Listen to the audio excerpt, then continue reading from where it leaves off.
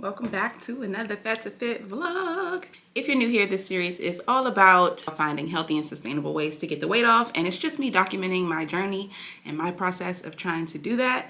So in this video, we're talking about protein powders because this morning, first of all, it's super early. It's 7:30. I'm about to get my workout in. But this morning I got up and I was like, you know what, I really want to, first of all, I just meditated for a second, did some visualization, tried to picture what I want my body to look like. And then I was thinking like, okay, if I want to be a fit girl, then I need to be trying to focus on protein. I need to, like, what would a fit girl have for breakfast? How would she have her coffee? So I was looking at some different protein coffee recipes on YouTube, and then I started looking. I was watching one particular video and she was talking about how much the quality of your protein matters and how much, you know, if you don't have the right kind of protein, then it's not going to taste as good and blah, blah, blah. It's going to do this, it's going to do that. So I was like, okay. So that started a whole new Google search for the best protein powders. And I read an article and I scrolled through, and they were saying that typically the best protein powders are going to be plant-based because, let me read you an excerpt. Actually, I'm going to take a screenshot and put it up on the screen for y'all. So it's the top 5 protein So the article itself is the top 5 protein powders for muscle recovery and weight management. And it's just talking about how important protein is for weight management, how important it is to help you feel fuller, how important it is to help with muscle recovery and all that kind of stuff, which we've talked about multiple times. But there's just a lot to learn about all this, and I am new to it. So I figured you guys probably are pretty new to it as well, and you're looking for information the same way I'm looking for information. But then when I went down to the comparing proteins part of it, it talked a lot about how whey and casein proteins are made from animal products, which we know they're from cow's milk. And it also talked about why they usually have downsides to using whey and casein protein powders. As we know, they contain lactose, which can lead to cramps, bloating, and indigestion. And it's saying that that can happen even in people who aren't lactose intolerant. I know a lot of people do have issues with lactose or like milk-based products, and even though they're not vegan, a lot of people don't really tolerate animal products well. They might be able to do cheese because cheese is aged a lot of times and it won't affect you as badly. But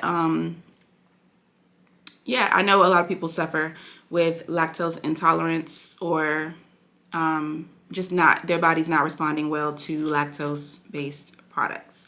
They also talked about how a lot of the protein powders that are made from whey and casein have been found to have toxic heavy metals in them.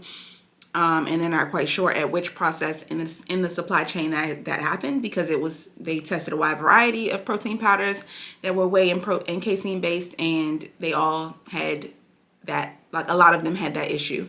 So basically they're saying that plant-based proteins are usually the best option because they don't have as many issues, and that the criticism for plant-based protein powders from people from whey and casein protein powder companies is that most plants lack one or more of the essential amino acids found in meat and other animal-based products. But they're saying that that's easily overcome if you just put the right mixture of plant-based ingredients. So what they recommend is looking for a plant-based protein that has pea protein and then at least 2 or 3 other plant-based proteins. So they're saying that the best ones are brown rice, pumpkin seed, and sacha inchi, which is a Peruvian superfood. And then I kept scrolling down and I'm looking at the 5 best protein powders of 2022.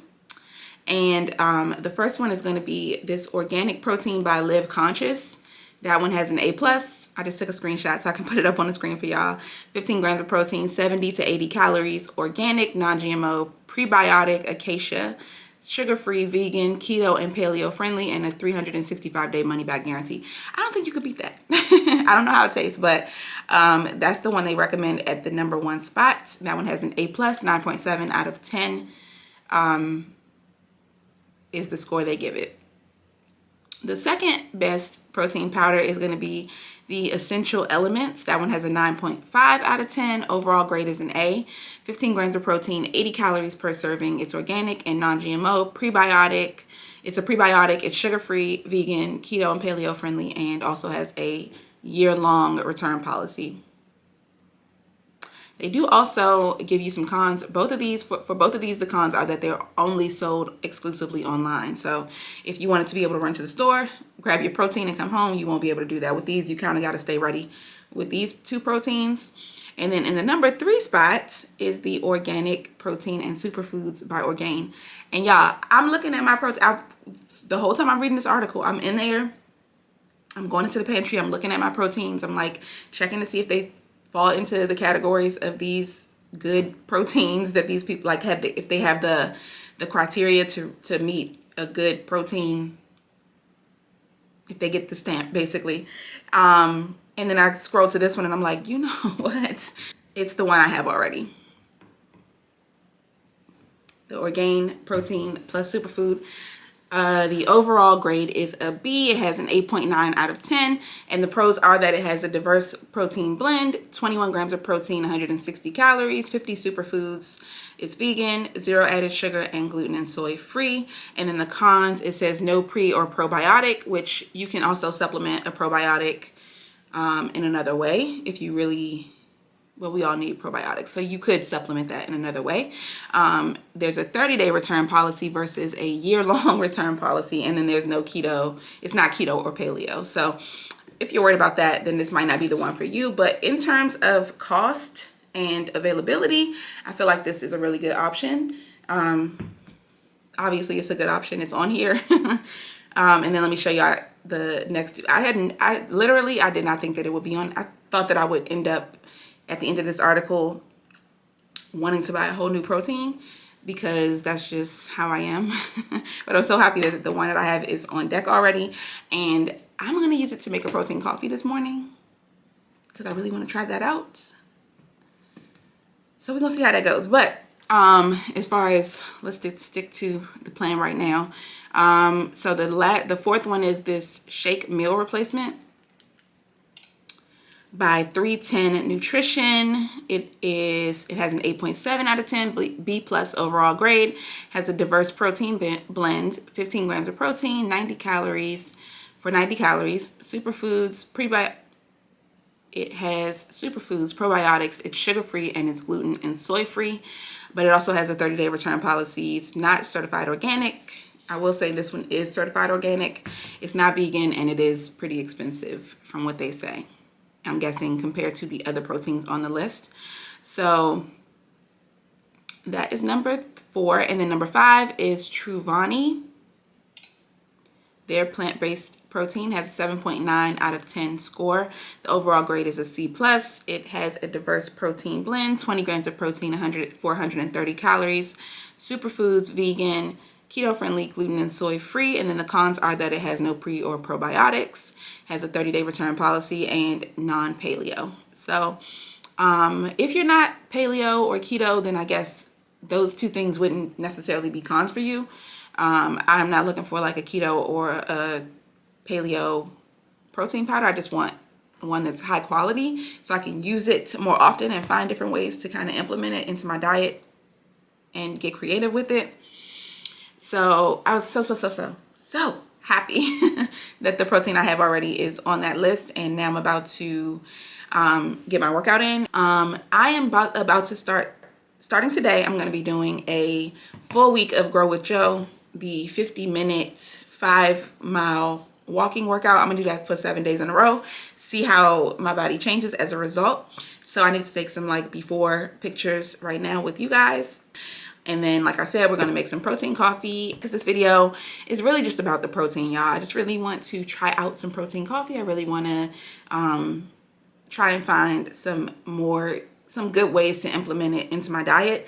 And I really want to come up with a recipe for protein coffee so I can have it every day, as opposed to feeling the need to go to McDonald's or Panera. Like, what would a fit girl do? That's what I'm gonna say. That's the question I'm gonna be asking myself so I can make good choices. So why are we making protein coffee? Because what would a fit girl do? Period.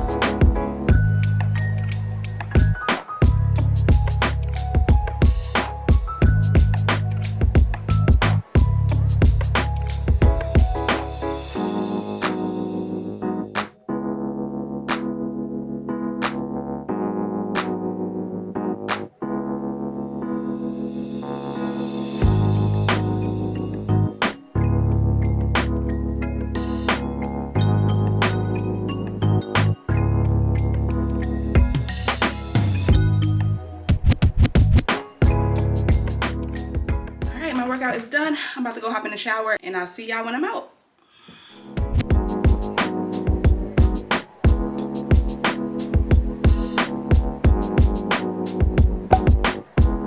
Corey wanted y'all to see her. Come on. Ooh, so cute.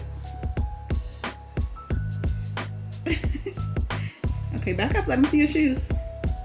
Ooh, look at that little girl. Her so cute. Ooh. Walk forward. Let me get a fashion show. Move, move. Ooh, ooh. Yes, yes. Go, girl. Yes. Ooh. Mm-hmm.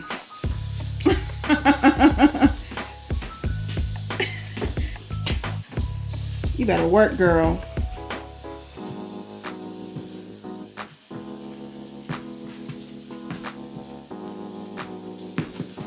These can be my dancing shoes because I can dance in